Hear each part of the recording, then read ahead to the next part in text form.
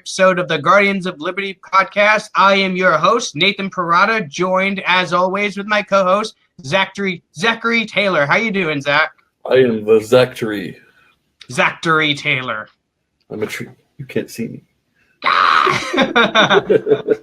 Well, we got a lot to get to today, including the GOP memo that was just released this afternoon. Big news going down with that. Also, Donald Trump's State of the Union address. We got quite a few notes to go through on that one. And if we have time, we might get into a little tariff and protectionism talk.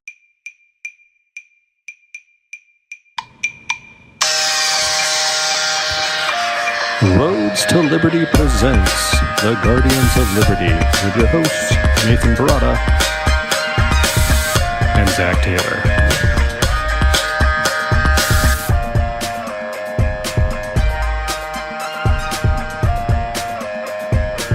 So, I don't particularly like calling it the GOP memo. I don't think this is as much of a partisan issue as the Democrats are making it out to be. I understand why they are. If they can turn this into a partisan issue, they can discredit what is being said. I think there's a lot of value in what is being said. I'm a little frustrated with the Libertarian Party for not jumping all over this. We're not even going to touch on the stupidity that's going on internally right now. I'm going to be drunk by the end of this. It's going to be a thing. All right, so let's go through a little bit what this memo says. What are some of the major implications of it? So I'm going to give you the TLDR, and then we're gonna dive in a little deeper. It starts out,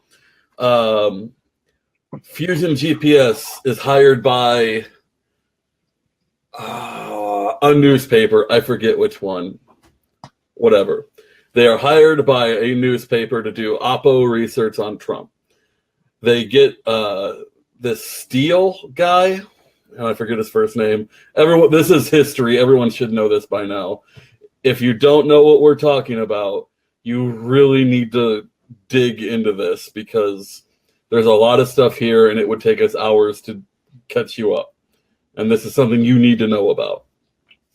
So, the Fusion GPS guys, the paper decides not to use what they're giving them, so they're trying to shop this around to other outlets, and they end up getting the Clinton campaign to fund their research instead. So then this guy goes over all through Europe. He's a British spy, so it is kind of cute that they accuse Trump of colluding with the Russians while they're colluding with a British spy. But most of what is in this dossier is demonstrably false. So you can't really take anything that's in it seriously. That includes P-Gate. That was part of this nonsense. I still can't think about that without just like, this is what we've come to. The media spent at least 48 hours talking about Trump and Russian prostitutes peeing on a bed. I can't even. Yeah, just the story itself should have tipped them off that this was BS. Because basically what the story was is Donald Trump went to Moscow, slept in a hotel room that President Obama had been in, and hired a bunch of Russian prostitutes to take a pee in the bed that Barack Obama had slept in. So that should have just been a red flag right there for any media outlets that were considering airing that story. But for some reason, they actually fell for it. A couple. And it ended up in this. It was BuzzFeed. Yeah, maybe BuzzFeed was the one that broke that story. Although CNN toyed with it because CNN is fake news. Give Trump his due. He accurately depicts them as fake news. You are fake news. I'm not going to give you a question. You are fake news. All right. Before we rabbit trail, let's get back on track real quick. Go ahead. So this Steele dossier is then picked up by the FBI, and they know immediately that this is bullcrap. That does not stop them from taking it to the FISA court not telling the FISA court that this is Oppo research from the Clinton campaign, and getting a warrant for a Trump staffer whose name has been through all in the news today, and I forgot because I'm terrible with names. Carter Page.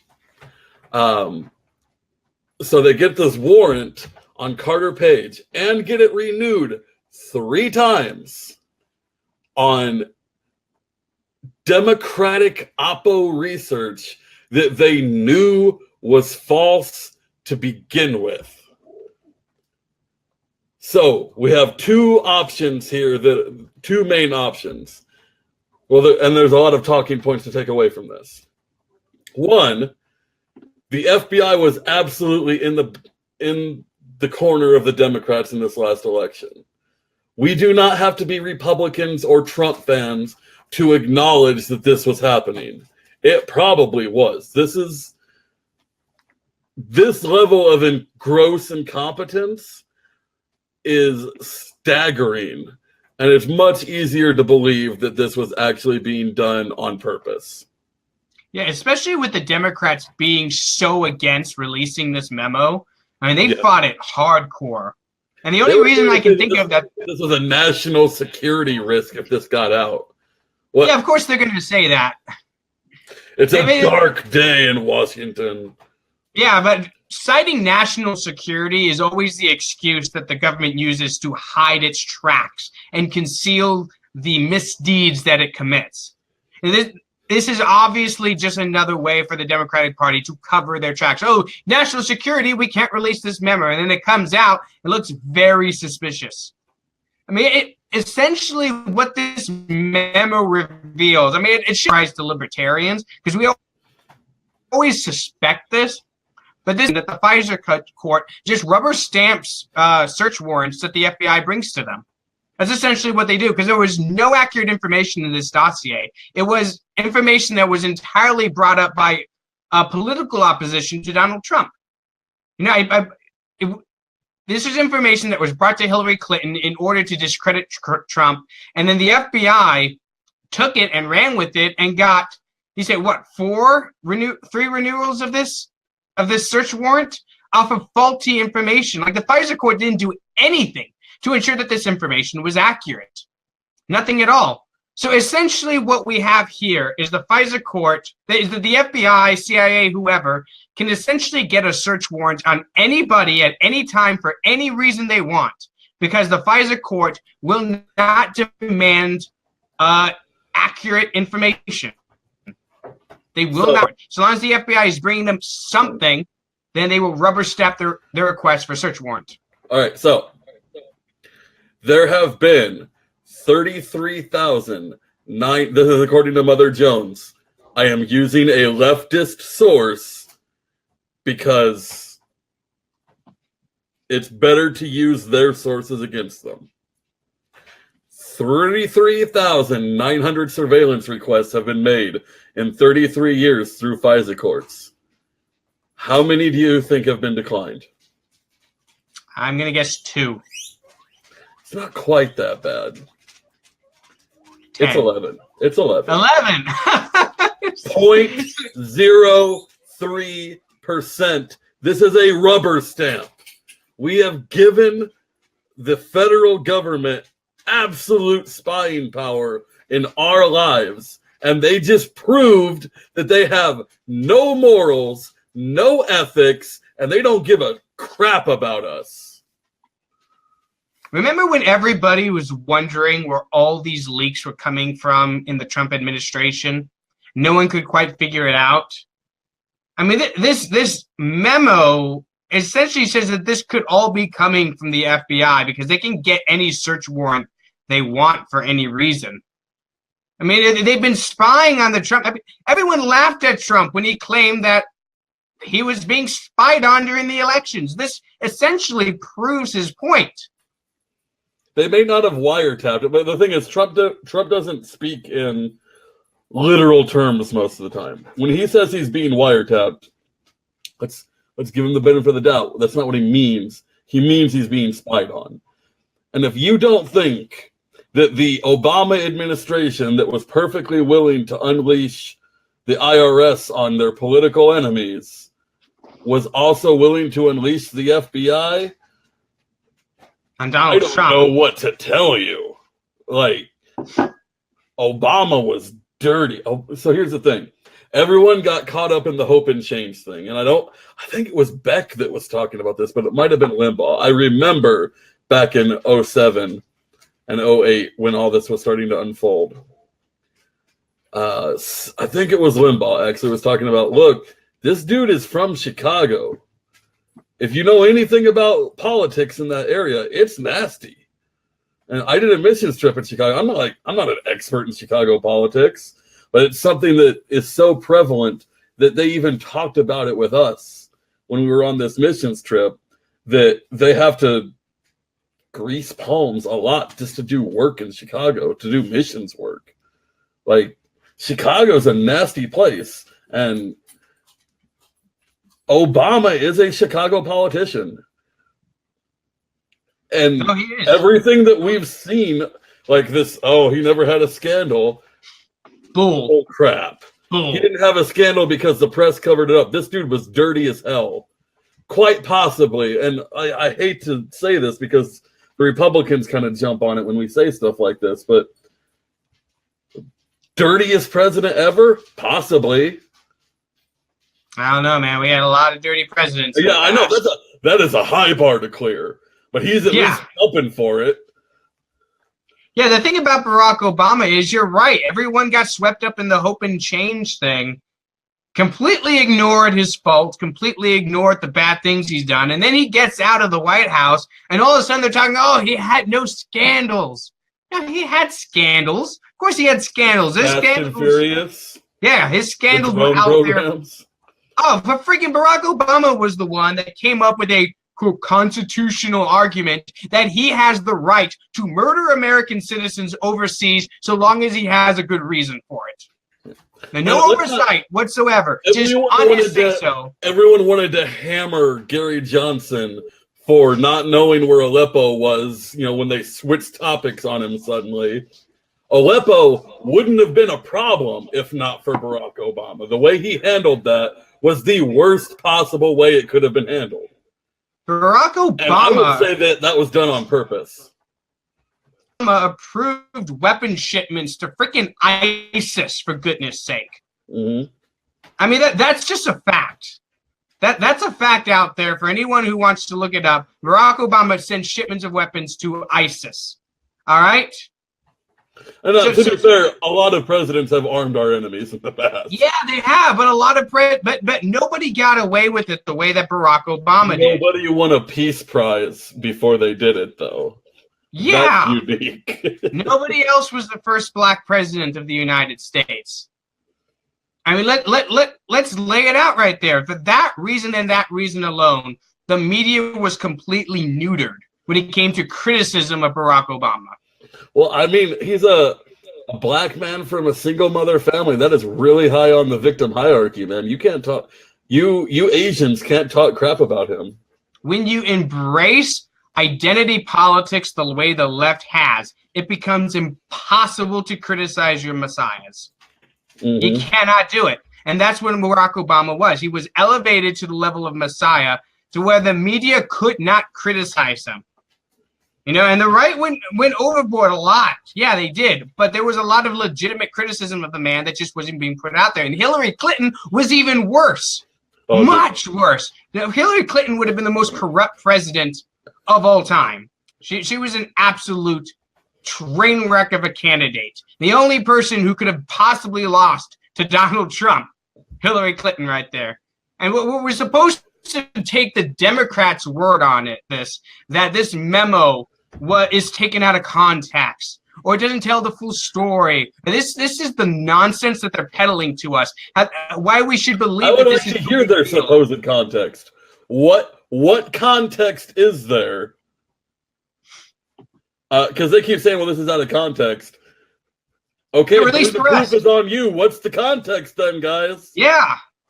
Yeah, it's just like with this whole Russiagate started going on. We were all asked just to take the intelligence agency's word for it that there was something there. No proof was ever presented to us. We were never presented with any rock solid evidence of collusion between Trump and Russia, but we were all supposed to just take the CIA's word for it. Yeah, because the CIA's never lied to us in the past. It's not like the CIA ever got us into an unnecessary war. That never happened. We're all supposed to just take their word for it. Just like right now, we're just supposed to take their word for it again. On a gut level, sorry. I think All what my makes me trust. the most upset about this is that we're sitting here, we're about to spend an entire episode defending Donald Trump.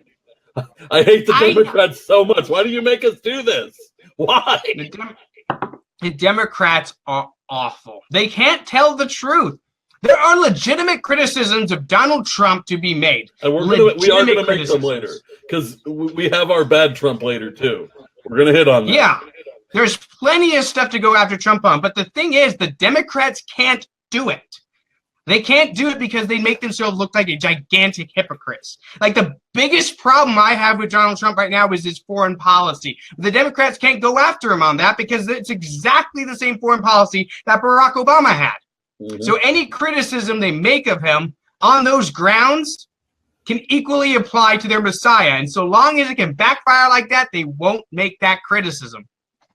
Well, so the Democrats are all about oppressed brown people, unless those oppressed brown people live in the Middle East, and then we can go just bomb the crap out of them. Who cares? Yeah, unless it's a black president that's actually the one dropping the bombs on them, then all of a sudden it's okay. The thing is, Trump is dropping like at a higher rate more bombs than Obama did, but it's the one thing that the media agrees with them on, so they don't hit him on it. Yeah, the only time the media ever took a break slamming Donald Trump was when he started bombing Syria. And that's probably the worst thing he's done as president so far, was that bombing in Syria. Well, I mean, so, and this is always going to be why we, on a principled level, cannot support Donald Trump. We can get, like, the tax cuts were awesome. The deregulation has been spectacular. Mm-hmm. That is a lot of dead innocent people. There really are. You know, like you said, there is good Trump out there. That Trump has done a lot of good stuff.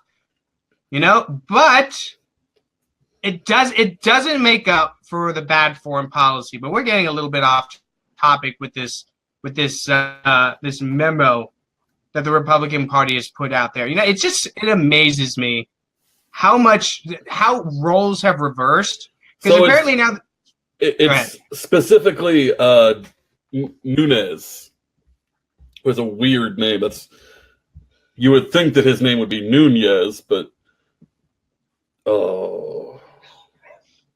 yeah, I don't know. Like, this whole thing just has me riled up. Yeah, I'm trying to calm down so I can articulate, but like, we are entrusting dang near unlimited power to these clowns. And it's whoever has their guys in there how hard is it to get an arrest warrant then? Is at the end of the Trump presidency, are we going to start seeing Democrats arrested who could possibly challenge whoever the next Republican is? Because I'm sorry, Democrats keep up the nonsense that they've been doing since Trump got elected, and we're looking at 8 years of Trump. You idiots! Yeah, have you seen the post State of the Union address polls? 49% approval. Mm-hmm. I think that's the highest it's ever been for him. I mean, it was a great speech, don't get me wrong, but I think the main reason it's so high is because the Democrats are so shady right now. I mean, we're going to get into the State of the Union later, but the Democratic Party has been in an absolute panic since word of this memo started coming out. I mean, they are absolutely out of their mind trying to keep this thing from coming out. I mean, if you're watching like Nancy Pelosi talking to the press, she seemed desperate to keep this thing a secret. And I was just sitting here thinking, why? You're afraid we're going to take it out of context? Well, give us the context then. Release that. Why not? Give us the full context. But instead, they decided, no. All you American people, you don't need to see this. No. You just need to trust us. We're the Democrats. We're trustworthy. We wouldn't rig an election or anything. That's not our thing. Listen to the CIA. They've never lied to you before. Yeah, aren't the Democrats the ones who aren't supposed to trust the CIA? Yeah. And the FBI because of all the crap they did to minorities in the last 50 to 60 years or longer? Like, come on. What is this nonsense? Aren't they still mad at the FBI for reopening the Hillary investigation days before the election? Are they not mad about that anymore? Because they were mad about it like a week ago.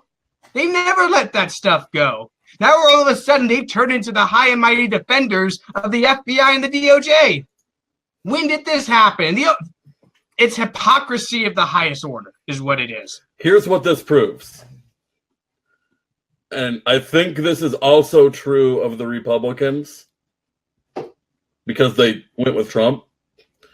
Democrats do not care about anything but winning and having power. Absolutely. And we had Stephen Bader on last week. He thinks the Republicans are basically the same. Both major parties are like that. Don't have principles. No, they don't. I mean, if they ever had principles in the past, those days are long gone. They don't believe in anything. The Democrats have put themselves into a corner. They are now the anti-Trump party, and that's it. That's what they stand for. They stand for not Trump. That's not a winning strategy. That's going to make you look like idiots, and it is. All right? They're so desperate to get Trump that they've been harping on this idiotic Trump collusion story that has absolutely no proof or hard evidence behind it, and now it's blowing up in their faces. I mean, I don't know if this Mueller investigation continues after this or not, but at the very least, it throws some shade on it. It makes it look as if this is a shady attempt by the Democratic Party to get Trump at any cost. And that very well could be what this is. They could very well know that this is nonsense, but be pursuing it anyway because so long as it has power.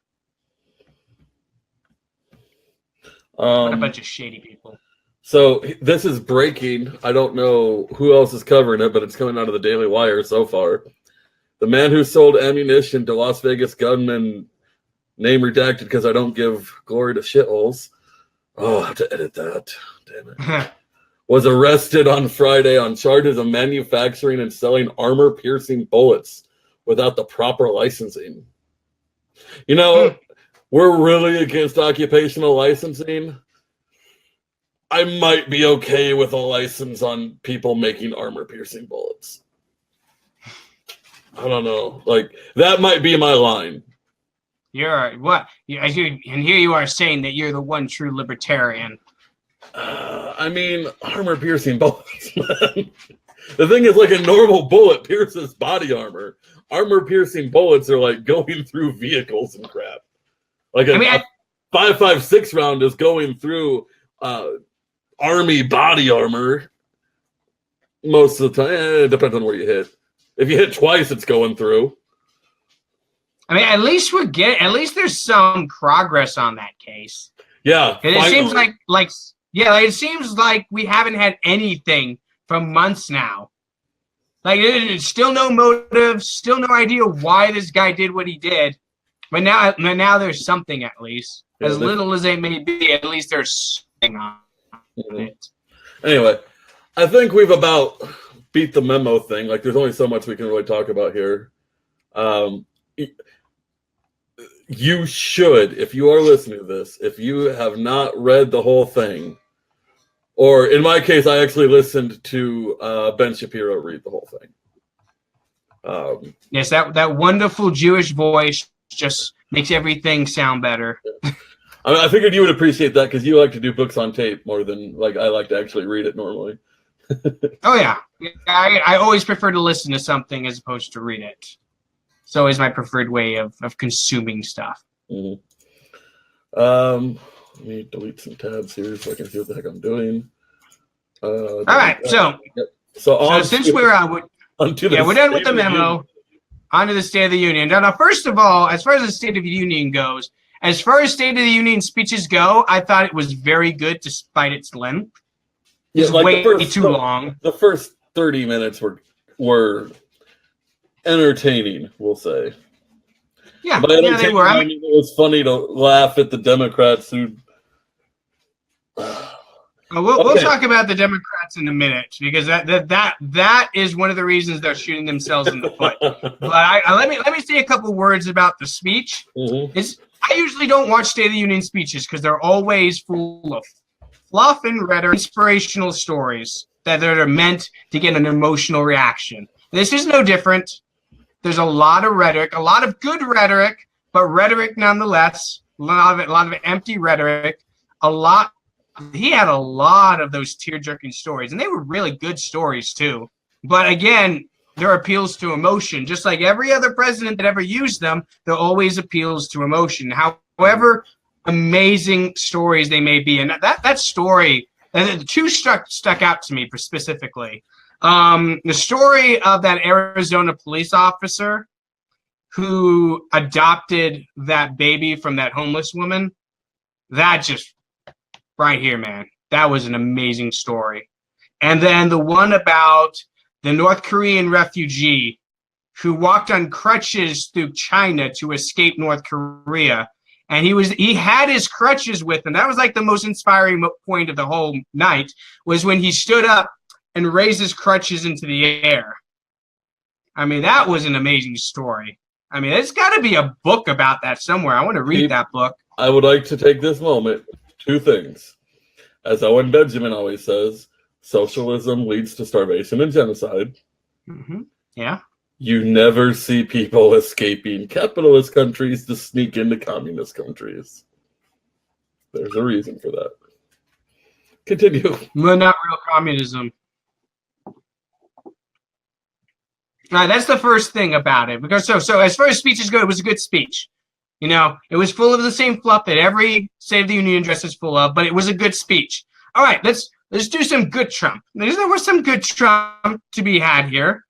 One of the things that stuck out to me was his opinion on right to try. I didn't expect that at all, and I was pleasantly surprised. That was very good Trump. Yeah, it was very good. I mean, that leads into the marijuana debate. Like, I don't know if they understand this, but he just chopped Jeff Sessions off at the knees because a lot of the things that we want to try, for epilepsy and all this stuff is marijuana or marijuana products. Mm-hmm. I mean, I'm for right to try for anybody, regardless of if they have a terminal illness or not. But it would definitely be a step in the right direction if terminally ill patients were allowed to take experimental medicine for the chance to save their lives. It's not perfect. I would like everybody to have the right to try what they want, but that's definitely better than the system we have now. Because apparently the government thinks it's better to let somebody die. It's better to let somebody die than to have the FDA allow them to take and to experiment. So that's definitely a good Trump. That's Trump going in the right direction. More good Trump. He bragged about the economy and his tax cuts. I very much liked the tax cuts that we had. And there's no denying that the economy is definitely doing a lot better than it was in the past. And I more so than anything Donald Trump did, I think this is a testament to perception. Because people have a perception of Republicans being pro-business, and especially a president like Donald Trump, of being pro-business, and he's not going to cut business out from he's not going to pull the rug out from under businesses like Barack Obama did or Hillary Clinton, I guarantee you, would have. Now, he's a pro-business guy, so that instills confidence in the market. So he doesn't even necessarily have to do it very much. Just the fact that there's that perception of him helps the economy grow. And the tax cuts helped. You know, the tax cuts definitely helped in that regard, but the tax cuts are brand new. You know, they're not the reason the economy is doing a lot better than it was under Barack Obama. A lot of it has to do with simply the perception of Republicans and the deregulation. It's confidence. Businesses are confident that Republicans aren't going to be Democrats because Democrats are terrible for the economy, because socialism always ends in starvation and genocide. Well, yeah, I mean that's the way it is, and look, Barack Obama had the slowest recovery in American history. You know, the economy wasn't doing well under Obama. Yeah, it got better, but it got better very slowly. All right, remember, he didn't do anything to help it along. If anything, he made things worse. You know, with all his bailout plans and his quantitative easing. I mean, that made things worse, not better. And it took 8 years to get back to where we were before the recession, and now things are starting to boom. So that's good Trump. At least that's the good Trump that I had in mind. Do you have anything else from Trump that you thought was particularly good?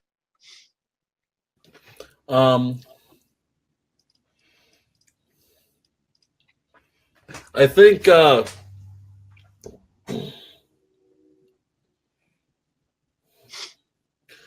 that was really the big one.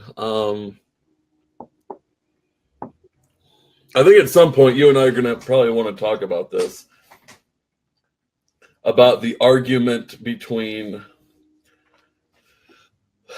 like immigration protectionism and open borders protectionism, or open borders immigration, sorry. That screwdriver's already messing with me. And like, so one of us I'll probably take the nationalist side of the debate just so we can have it. But I think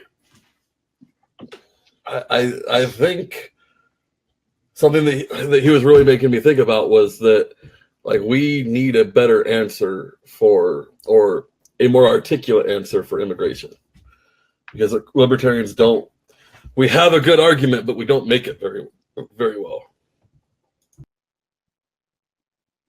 I mean, I think we made a pretty decent case a couple of weeks ago when we talked about immigration. Well, you and I do, because you know we know what we're talking about. You know, my family's Scottish, yours is like Korean or something. Damn it, I'm Puerto Rican. I am not, in fact, Asian, despite what Zach over there seems to think. It wasn't me. It was Elfie. Elfie thinks I'm Asian. Elfie thinks you're Asian. She bang. Whatever, dude. She's flipping us off very hard right now. I hope you can see this, because I'm doing it as hard as I possibly can. But no, I think the discussion we had a couple of weeks ago in regards to immigration was pretty good on money. Like, I'm not necessarily an open borders guy. I am an open immigration guy. But I think that we need to have the correct incentives to incentivize the right people coming in, you know, instead of people who want to mooch off the system. Get rid of welfare programs. Get rid of government socialism. Encourage entrepreneurship. If people come in and the government is not giving out handouts, that people who come in for the specific purpose of living off the system. But if instead we have a system that encourages entrepreneurship and hard work, then you're going to attract the right people in. And even if you attract some of the wrong people in, they're not getting any handouts. So it's not a drain on taxpayer dollars. So that's my thought on immigration. But yeah, Trump presented, he had a 4-point immigration plan. He wanted to, he wanted to grant citizenship to dreamers, about 1.5 million of them. That was his olive branch to Democrats. He wanted to secure the border, obviously. He wanted to end the visa lottery. And he wanted to end chain migration. Now, with the exception of the border wall, that doesn't sound so bad. I'm down with ending a visa lottery. That's dumb. There shouldn't be a lottery for visas. Yeah. He wants a merit. If we're going to have an immigration system, a merit-based system is better than a lottery. Right? And if we're going to have an immigration system, there's no reason why an immigrant should be able to bring in an unlimited number of family members into the country along with them. I mean, if we're going to have an immigration system, it's better to look at people individually rather than just approving one person and then whoever else they want to bring into the country. So I'm down with that, except for the border do that, then all you do is you send. I am not accusing anyone of this, but if I can think of it, someone else already has too. You find the one person in your family without a criminal record, and they go and then they start pulling people in that are less savory. Yeah, isn't that how the this is also everything we're talking about tonight is so frustrating. Can we talk about the Democrats again? Okay, let's talk about the Democrats, because the Democrats' reaction to Trump's speech was half the fun of the night. Mm-hmm. I mean, they did not. I gotta ask, kind of in honor of Ben Shapiro, who stole Bernie Sanders' pudding cup? Because that dude oh my goodness, looked so butthurt throughout that whole speech. Even when he was angry about the idea of people moving out of poverty. Did the Democrats get up for anything but the inspirational stories? Because they kind of have to get up and cheer for the Korean guy. They got to get up and. A few. One picture where like a Democrat would get up and cheer, and then Nancy Pelosi would shush her and motion her back down to her seat. I mean, they were angry the entire night. And Bernie Sanders, he looked freaking 120 years old. I mean, he was done calling for a $1.5 trillion infrastructure spending. One of Bernie Sanders' planks, and which is something we're against, by the way. Oh yeah, we're that definitely is way against that. Too much money, dude. $1 is way too much money, but $1.5 trillion. I mean, so people need roads, and I know I just triggered everybody. We do. I don't know if you've ever been on I-35. That needs fixed. But see, here's the thing with roads. The federal government holds states hostage using these road funds. Because all that money comes from the states. I mean, the only reason that drinking alcohol, you need to be 21 for that, is because the federal government withholds funding for roads if states don't keep the drinking age 21. So the government is holding states hostage with this road funding. So that's why you can't drink alcohol if you're 18, buddy. Sorry, you can go to war and fight and die for your country. You can't have a beer when you get home. And that's the reason for it, is because the government holds states hostage. So there's $1.5 trillion. I mean, half of that is going to be wasted away without going towards a single road or bridge anywhere. And that's what happened to Obama's last infrastructure plan. It all got wasted away. Now Donald Trump, he's the great builder. He's going to come in and fix all our roads and fix all our bridges. Yeah. Okay. Yeah, Donald Trump's going to do that. He's going to fix our infrastructure. But, okay, that's bad Trump. But the point is, though, that was one of Bernie Sanders' planks. He couldn't even find the energy to get up and clap for that. He's doing what Bernie Sanders wants. Nothing. And this just highlights the fact that the Democratic Party does not have a plank. They do not have positions. They do not have principles. They have a man that they hate. And whatever makes him look good, they're gonna fight, even if it's something that they may like. I just rhymed all by accident there. But yeah, this is a Democrat thing. $1.5 trillion for infrastructure is a Democrat thing. They couldn't find it in them to clap for that. So that is gonna, let's be honest, in the short term, that kind of infrastructure spending is going to put a lot of people back to work. And those projects are going to start in about a year, and they're going to take a couple years to finish. There's going to be a ton of new jobs that pay pretty good, mostly union jobs. If Trump gets that passed, it's hard to imagine him losing in the next election. Unless the economy tanks, which is very economy. I don't know if the economy can tank under those conditions. Oh, Like, it absolutely can tank under those conditions. I mean, a lot of every people time the getting back to economy, work. every time the economy tanks, the economy the day prior was looking phenomenal. I mean, the economy wasn't showing signs of weakness before the housing bubble crashed. It was booming. Things were looking great. I mean, unless you were really looking deep and you really believe in the principles of Austrian economics, I mean, the people in the Federal Reserve were talking like everything was all hunky-dory. Freaking Paul Krugman was talking about everything was great. Like, people who knew real estate were saying, look, this is not good. Like, there were people telling us that things were wrong. Ron Paul was telling us things were wrong. Oh yeah. They were God, that's a name I don't want to forget that. I don't want to talk about him right now. But anyway, the point is that the economy always looks good the eve of a big crash. You know, it's always looking all fine. Everything's going well. The economy's roaring. It's a bull market. And all of a sudden, out of nowhere, it crashes to the ground.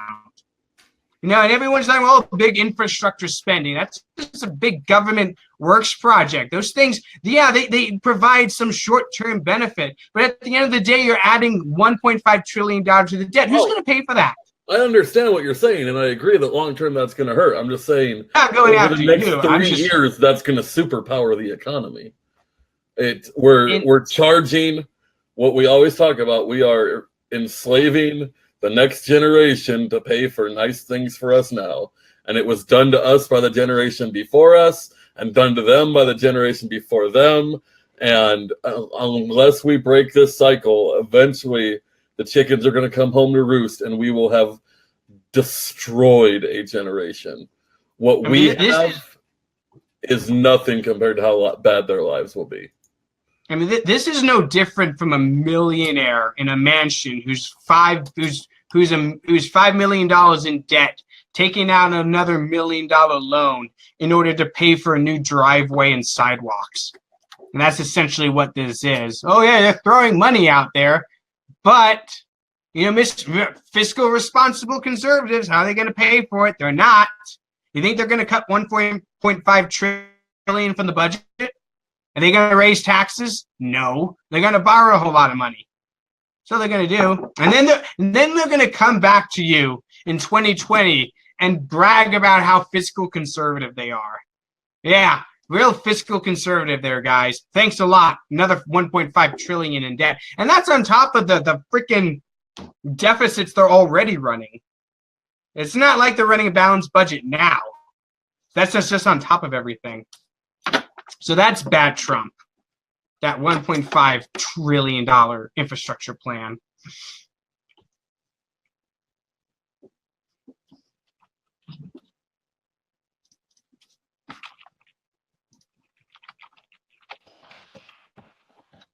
Hey, is your microphone plugged in? I had the mute button. I thought I unclicked it. Okay, so you're going to have time to talk about your protectionism stuff. We actually have time. We're at 45 right now. All right, cool. So there's a couple things I want to hit real quick, though. All right, go ahead. My impressions from the State of the Union, and it's basically all Democrat stuff. One, Democrats hate black employment, apparently. They hate jobs overall and low taxes in general. So I kept hearing all this nonsense about vet's choice. I'm a disabled veteran. I use the VA for my health care. I haven't heard anything about that nonsense. I'd like to see that. Like, I would love to go to have a veteran's health card that I could go to a real doctor and not some student. Well, and the thing is, I actually like my doctor at the VA right now, but the 3 I had before her were terrible. She's going to move on in less than a year. And then I'm going to be like playing the lottery to see if I get a doctor that even speaks intelligible English. And I am all for all for people coming to America and chasing their dreams and all of that. But I need my doctor to speak really good English because it's my health. And I need to communicate about my health. That's all I'm saying. All right. A couple more bad Trumps I have. Paid family leave. There's another Democratic platform. Forgot about that. Yeah, paid family. Okay, good job. But for was people who don't Ivanka. understand. Yeah, totally, Ivanka. For people who don't know why this is a bad idea, is because your compensation doesn't actually go up. What they're going to do is just take away from other areas of compensation in order to pay for paid family leave. I mean, that's how this thing works. It's not like you're going to magically be getting more compensation for your work than you were before. It's not like businesses are suddenly getting more people and more muscles. No, they're just getting new requirements to provide you with stuff. So instead of maybe giving you a raise, they'll give you this paid family leave instead, which might be cool for some people, but some people would rather have the raise. I'd rather have the raise, personally. But yeah, it's not like your compensation is going to go up. It's just that it's going to come from somebody else. So that was bad Trump. His talk of increasing military spending, bad Trump. Bad Trump. This is coming from a veteran who was in the military. I don't want the military already has more money than any other, the next 5 countries in the world combined. If you put all our major enemies together, they don't come close to having the same military budget of the United States. So the idea that we need to spend more on defense is absolutely ridiculous. So bad Trump on that one. The Republicans there doesn't seem to be any limit to how much money Republicans want to spend on defense. It's infinite, and they'll put us deeper and deeper into debt. Now, the biggest bad Trump I wanted to talk about is Trump and his protectionism nonsense. Every time I hear Donald Trump talk about how we need to have fair trade, not free trade. Well, that's just some ridiculous nonsense. And I feel pretty confident in this issue because I got freaking Milton Friedman, Henry Hazlitt, Thomas Sowell, Ludwig von Mises, F.A. Hayek. I got all the big name free market economists in my corner here, and Trump has absolutely nobody when it comes to protectionism. So let's go through a little bit of protectionism. Why is protectionism a bad idea? All right. First, let me read a quote from Adam Smith. He said, "In every country, it always is and must be that interests of the great body of people to buy whatever they want of those who sell it cheapest. This proposition is so manifest that it seems ridiculous to take any pains to prove it. Nor could it even have been called in question had not the interested sophistry of merchants and manufacturers confounded the common sense of mankind." And that's from Adam Smith's Wealth of Nations. See, the central fallacy that leads people to think protectionism is good is the fallacy of considering merely the immediate effects of tariffs on special groups and neglecting its long-term effects on the whole community. This is the lesson that Henry Hazlitt laid out for us in his book, Economics in One Lesson. The central fallacy is when economists only consider the effects of a policy on a small group of people in a specific period of time instead of looking at the effects on the whole of society over a long period of time. That's the fallacy that Henry Hazlitt laid out for us. So why exactly are tariffs a bad thing? Well, tariffs serve the purpose of special interests and manufacturers. Businesses did by competitions and those who directly profit from them. For instance, GMC or Ford would profit immensely from tariffs on Toyota or Honda. Obviously, this is what a tariff is meant to do. A tariff is meant to protect certain sectors of the economy from competition. And the positive effects of this are very easy to see. You know, whereas before a company was forced to compete with foreigners, now they have less competition. Now the workers don't have to worry so much. Now they don't have to innovate quite so much or run their company quite as effectively as they might otherwise would have to. That just makes it easier for them to stay in business. So for them, it's a good deal. And that's what everyone wants to focus on. That's what Donald Trump wants you to focus on, is the effects on them. But the effects that I want you to focus on is the effects on everybody else, because there's a reason that people buy these foreign goods in the first place. It's not arbitrary. They have their own reasons for it. For instance, that their cars might be cheaper. They might be safer. They might get better gas mileage. They might be more comfortable. Whatever the reason may be, they have a very good reason for choosing that vehicle over an American-made vehicle. And by artificially raising the price of that vehicle with a tariff, you are forcing every single consumer in this country who would otherwise buy a foreign car to accept a lower standard of living. That is essentially what you are doing. You are lowering the standard of living in this country in order to protect certain special interests in manufacturers. Now let's take it a step further. Say you're just increasing the price of the product, and the cheapness of a product was why consumers were purchasing it in the first place. Let's say that's the case. So all that money that would have stayed in the pocket of a consumer to go somewhere else, it's all going to the car manufacturer. And this is obviously beneficial to the car manufacturer, but you're not looking at the unintended consequences. Where might that money have gone otherwise? Because it's not just going to sit and do nothing forever. It's eventually going to be spent somewhere else it's the same fallacy as the broken window fallacy that Frederick Bastiat describes, that when a window breaks, you're helping the economy because you're hiring a glazier to come fix the window.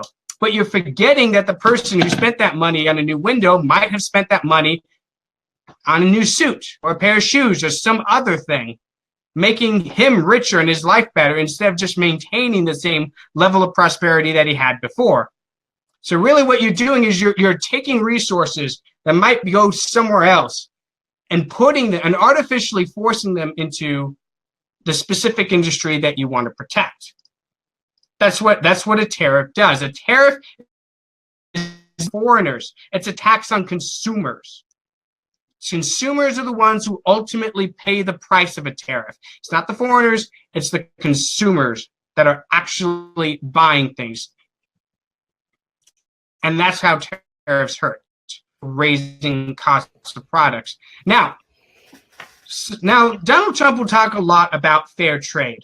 That's his thing, right? He wants to talk about how other countries are artificially subsidizing industries in their countries at the expense of America. Okay, fair point. I can totally see why people latch onto this idea. You're not stupid for thinking this. All right? On a surface level, this makes total sense. But I think Milton Friedman took this down better than anybody else. And here was his response. Let's say the government of China is subsidizing steel in China in order for their steel industry to sell their steel below cost. This obviously gives China's steel companies an advantage over American steel companies. This may put some American steel companies out of business because people are getting their steel from these Chinese businesses instead of American ones. And again, on a surface level, this looks like it's a bad thing for America. It looks like this is just some horrible thing and we must impose tariffs to stop it. But let's get going on here. So the Chinese government is subsidizing steel. Where do you think the Chinese government gets that money to subsidize that steel? They get it from Chinese taxpayers. They get it from peasants in China who are poorer than you and I are. So those peasants now have to pay more money in taxes than they otherwise would have because of this subsidy. Is this a good deal for the Chinese people? Are they coming out ahead with this? No, their taxes are higher than the otherwise would be. That's a bad thing for them. Yeah, the benefits go to the steel industry. But that's just special pleading. That's just a central group of people who are politically in touch with their government, who have political connections, reaping the benefits off the backs of taxpayers in that country. And the end effect of all this is cheaper steel for the end consumer. The end consumer being Americans. So really, the price of steel, they're not making the steel any cheaper. It's just that Chinese taxpayers are paying the difference. So Chinese people are paying higher taxes so that Americans can buy cheaper steel. Okay, now that's incredibly unfair to the Chinese people. All right, we all want to talk about how this is unfair. Now imagine if this were reversed. Imagine if the American taxpayers were paying higher taxes so that the Chinese could buy cheaper goods. That wouldn't be fair to us. Nobody here would be okay with that. But we're all supposed to think that this is some god-awful thing that China's doing to us instead of some awful thing that they're doing to their own people. And let's not forget the benefits of cheaper products in the United States. Let's say it's steel. Let's say steel is cheaper now in the United States than it otherwise would be. That makes building skyscrapers cheaper. Your church that couldn't afford a building before, now they can afford a steel building cheaper than they otherwise would have. That means more cars. That means more freaking dump trucks and machinery. That means everything made with steel in this country all of a sudden became a lot cheaper. And it became a lot cheaper because some poor Chinese sucker overseas is paying higher taxes to fund our prosperity. Now, we want to talk about how cheaper products are bad for the American consumer. They're not. People choose cheaper products because cheaper means better lifestyles for you. I mean, this is the kind of thing that the left complains about when Walmart moves in to an area. They say, oh, Walmart is putting mom and pop shops out of business. No, they're not. Walmart never put a single mom and pop shop out of business. The people that put mom and pop shops out of business are you and I, consumers, people who voluntarily choose to shop at Walmart instead of the more expensive local shops. It's not businesses that put each other out of business. It's consumers that choose one business over another. Mm-hmm. And that's not a bad thing. I think we need to wrap. I'm about to pass out. Too many screwdrivers. I only really had the one. I'm just really stressed with the house move. Let me just make here. All right. There's a common misconception that imports hurt us. I'm going to read you a quote from Henry Hazlitt. He was using an example of the British. And he goes, by buying English goods, we furnish the English with dollars to buy American goods here. This, in fact, is the only way in which British can eventually use these dollars. Because we have permitted them to sell more to us, they are now able to buy more from us. They are, in fact, forced to buy more from us if their dollars are to be used. So by letting in more British goods, we must export more American goods. That's a key that many people fail to understand. If people in China hold US dollars, where the heck are they going to spend those dollars? They don't accept US currency in stores in China. Just like we don't accept Chinese currency at your local Walmart. All right, if you hold Chinese dollars, eventually it's going to have to make its way back to China if it's ever going to be transformed into goods for you to enjoy. It's the same with goods coming out of the United States. All right, when Chinese hold US dollars, that's not a bad thing. It's eventually going to come back to the United States. Oftentimes, they'll spend it building freaking sports arenas or buying up real estate to freaking make apartment complexes. That's what a lot of these foreign investors do. Foreign investors help make the rail system, that bridge that brought the whole country together. A lot of that was financed by foreigners. But the infrastructure is primarily of benefit to America because you can't pick up a railroad and move it back overseas. It's there. You can't move it. It's fixed. So if foreign investors are coming into the United States and investing in infrastructure here, which a lot of time is what they're doing, that's good for us, right? That's what we want. That's not a bad thing at all. We should not fall for this hysteria about how free trade is bad and we need fair trade and we need to enact tariffs on goods coming into this country. All right, well that's my take on protectionism. I might have more to say later, but We might do like a whole episode of it. Oh, I God, mean, no. I like this topic.